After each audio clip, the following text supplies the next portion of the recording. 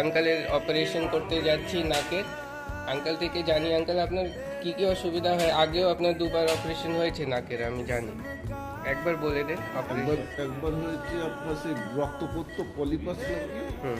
তারপরে সেই জাম হয়ে যেত, আচ্ছা। মানে নাক জাম, যেমন এখনো পুরো দুই সাইডের নাকটা পুরো জাম জ্যাম থাকছে।